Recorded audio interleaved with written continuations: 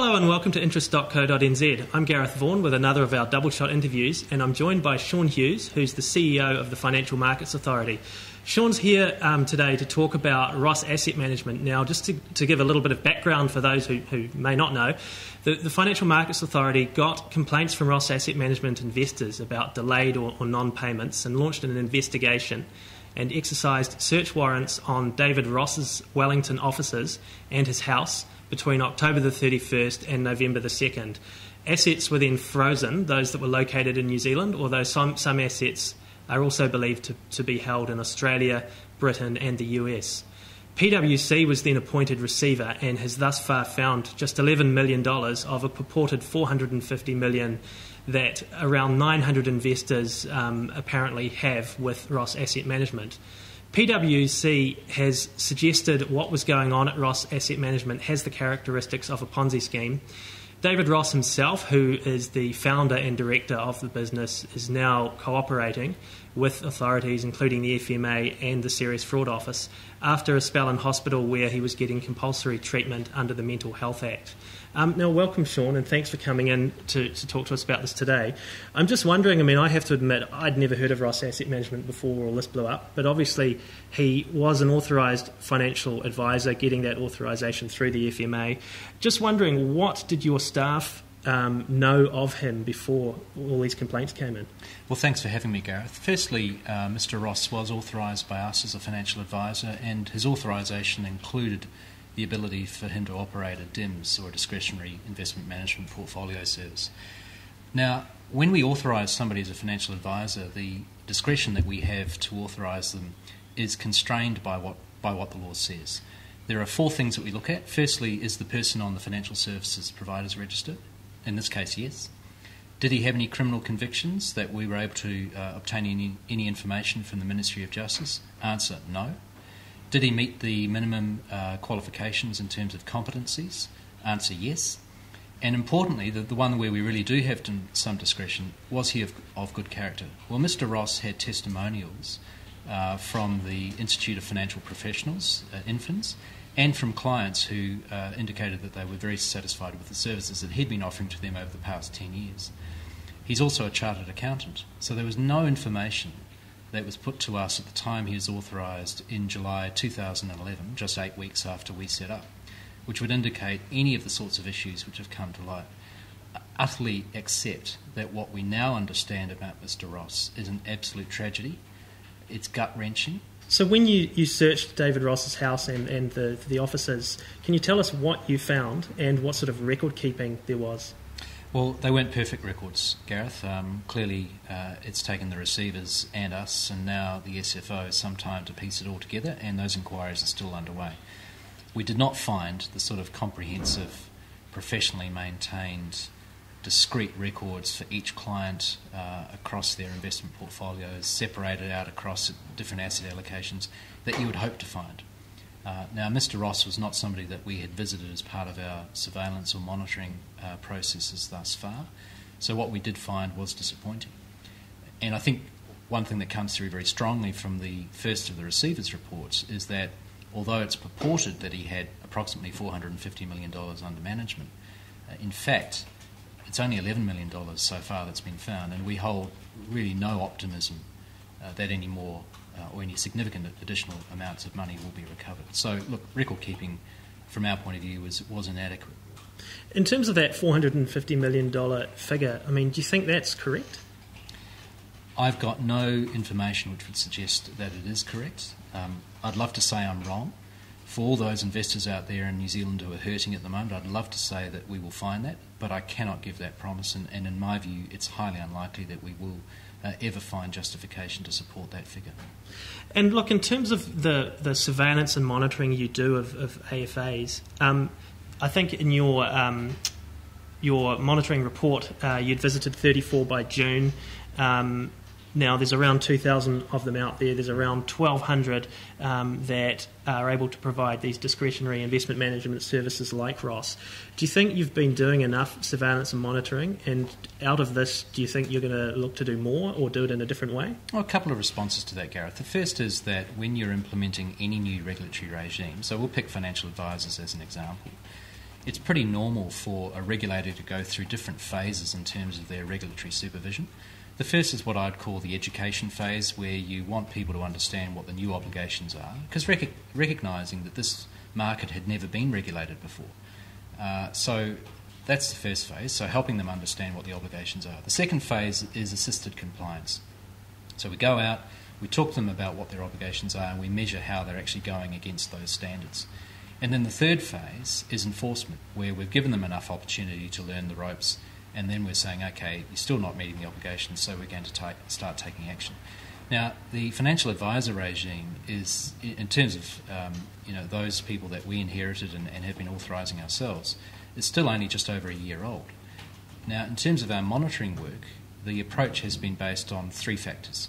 The first, thematic. So we've identified some issues that we want to focus on, and we've done that, and that's reflected in the interim monitoring report. The second is geographical. So we've obviously wanted to have a national spread in terms of our activities, so not just being focused in Auckland and Wellington, but looking at advisors operating around the country. And the third, and this is critical in terms of the Ross case, is responding to complaints or tip-offs or whistleblowing notifications that we received. Now, when we got those, within a matter of days, we took action, we'd frozen assets, and we were in court. So the message that people need to get from this example is that when they do bring things to our attention, we will act. But in terms of Mr. Ross, he wasn't part of the surveillance visits that we conducted over the first year or so of our existence. Should he have been? Clearly, in the light of experience and what we now know, yes. But, hindsight's a wonderful thing. Do you think you'll do more of these visits and more surveillance on these AFAs now? Well, Gareth, clearly in the light of what's happened with this situation, we are now giving additional priority to those advisors who are operating a DIMS service. You rightly said that about 1,200 of them, which is over half of all the authorised financial advisors, have that authorisation. Clearly not all of them are operating them, and we're going to have to go through and work out which ones are those of greatest risk. But, if I could apply every single resource in FMA today to looking at those advisors, we still wouldn't be able to cover everybody all at once. We've identified a handful. We're going to be visiting those within the course of the next week or so. But at the end of the day, we still have got finite resources, and that's reflected in our budget. In terms of the investors who've got money with AFAs who are offering this DIMS type service, what sort of assurances can you give them at this point that they won't find themselves in this type of situation as well? And also on that, I mean, what should they be doing to be confident in the person they've put their money with? Okay, well, let's start from the point of view of somebody who's in that position, who has invested all of their savings, all of their investment options with a single advisor. The very first thing I'd be doing would be to pick up the phone or go and see them and say, show me my money. Show me the records, show me where it's invested. I want to know that what you've told me it's invested in, it is actually invested in. I think here in New Zealand we have a bit of a problem asking those hard questions of people because it seemed to be a bit disrespectful or distrustful. But, I don't think it's very fair that people lost money in the situation, and, we genuinely say that New Zealanders need to get a bit harder about asking questions of their professionals, and in this case of their financial advisors. So the first thing is to pick up the phone, find out where your money is, satisfy yourself. Secondly, if you're not in that position and you're thinking of investing, can I just say that it's probably not a good idea to put all your eggs in one basket. Go and talk to a couple of people, get some advice, have a think about a couple of options, and once you feel comfortable, then perhaps distribute some of your investment funds across a couple of different opportunities. But don't go down one path only. And in terms of assurances from the FMA as the regulator, what can you give to people? Well, we're going to be prioritising our monitoring visits in terms of these DIMS-type portfolios, which I mentioned before. We're also working very closely with the Ministry at the moment in terms of the framing up of the Financial Markets Conduct Bill. That's still before the Parliament, so it hasn't been passed yet. The provisions in relation to DIMS will require some additional safeguards and licensing, although it is noteworthy that for financial advisors who are already authorised by us, they will not require licensing to operate a DIMS. Now, that's something we want to go back to the Ministry on and talk to the officials who advise the Minister. and just say, have we got the right safeguards in place? One of the things that we want to focus on in particular is what happens to the holding of the assets. Should there be separate custodians? Should there be an annual audit report? What are the additional custodian or warden roles that can be played to give investors some confidence that their money's being looked after? Because that obviously is a very valid point in the case of Ross Asset Management, because there was no trustee or auditor, and David Ross didn't have to tell anyone how much money he was managing or anything like that. Commerce Minister Craig Foss has suggested he doesn't see any regulatory failure here at this point, but you're suggesting that perhaps some tweaks need to be made to this new bill coming in to maybe tighten things up a bit in this area? Well, look, let's talk about the future in a moment. First thing is, Gareth, I accept accountability for what's happened here. It happened on my watch. We authorised Mr Ross, and we've had to sit back and take a long, hard look at what happened here. I've looked at the file. As I indicated to you before, I'm absolutely confident that we made the right decision to authorise Mr Ross based on the information that he was required to provide to us, and there was no indication to us that it was untruthful. And in fact, based on the testimonials we got, everything suggested that he was the right person to be authorised. So I think we've got to shut the lid on that. Yes, we're accountable for this, but what can we learn from it? In terms of the monitoring work, clearly we're going to have to think about how we allocate our resources and how we identify the sorts of threats and risks to investors that could arise from this sort of situation again. I can't give any cast iron guarantees that it won't happen again. We want to minimise the opportunity for that.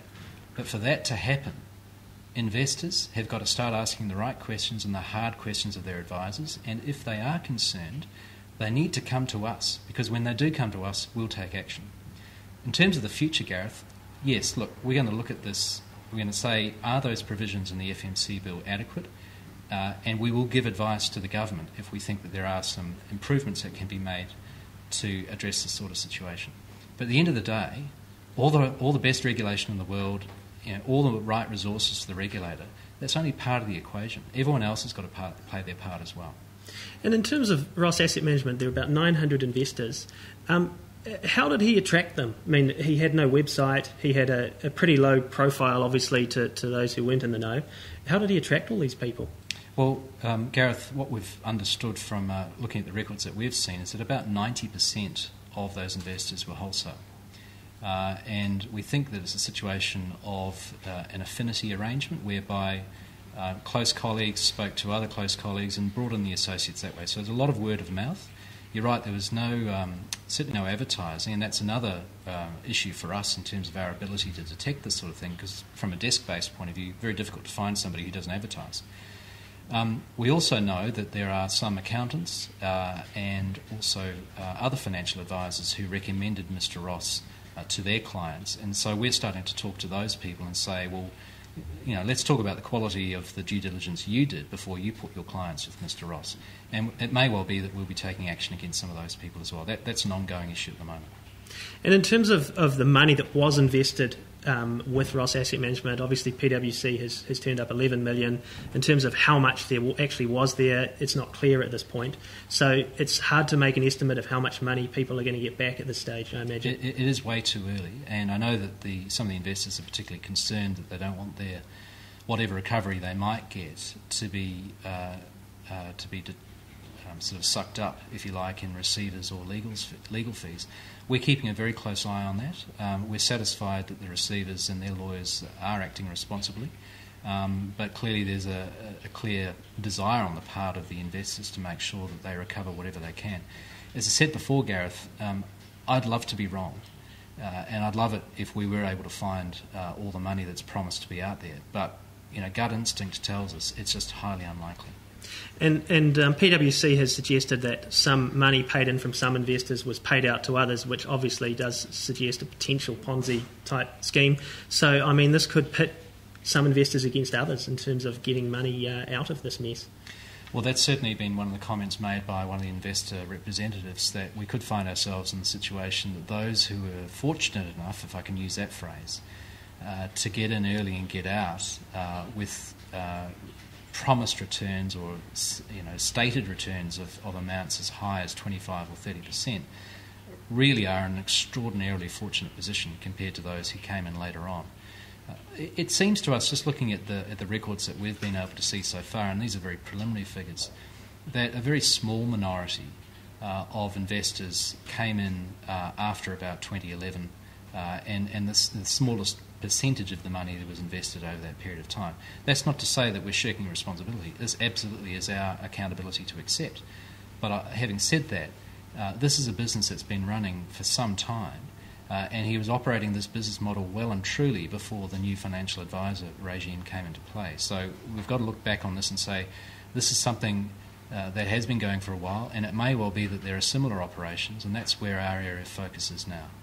And in terms of where things go from here, you're moving now to liquidate some of the Ross Asset Management associated entities? Yeah, well, the receivers have made applications this week to liquidate some of those entities, and I believe that they'll be looking to liquidate some others.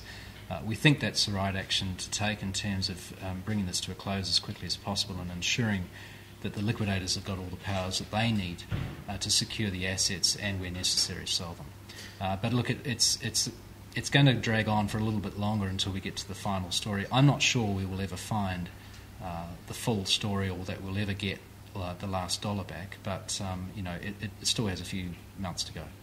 And you've obviously said there are assets in New Zealand and overseas. Where is the money? What sort of assets is it in? It's mostly all in mining stocks and what I'd call junior mining stocks in places like Canada and Australia. So, these tend to be very volatile in terms of their performance. They can promise extraordinarily high returns, and maybe that's what it was that Mr. Ross was promising to his clients. But on the other hand, they can also crash very quickly as well. So it is high risk. Now, Gareth, you and I both know that if somebody comes to us and says 25 or 30% guaranteed, you're going to raise an eyebrow. And you're certainly going to ask around, and you're going to say to people, look, this sounds too good to be true. Our response, sadly, has to be, it was too good to be true.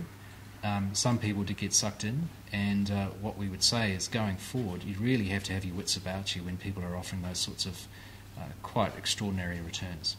So, yeah, that's a strong message in this. If something sounds too good to be true, it probably is, and investors really need to do their homework before they hand over their money. Everyone's got to play their part, Gareth. You've got to have the right regulations in place. They've got to be sufficiently robust that people understand their obligations. Market participants have got to comply, and if they don't comply, we've got to take action against them. But importantly, investors have got to ask the right questions. They've got to look after themselves, and don't be shy about either asking the right question or going somewhere else if you feel uncomfortable. Because at the end of the day, regulation by itself is not going to be the panacea. It's not going to fix everything. And I know right now it's convenient to point the finger of blame at FMA and say you should have picked it up. We do accept accountability for having authorised Mr. Ross. We accept accountability for the fact that he was not monitored as part of our ongoing surveillance visits. We are learning from that. But we're saying to the New Zealanders out there, please take care, ask questions and inform yourself before you commit your cash. Well, thanks a lot for that, Sean. That's Sean Hughes, the CEO of the Financial Markets Authority, and I'm Gareth Vaughan at interest.co.nz with another one of our double shot interviews.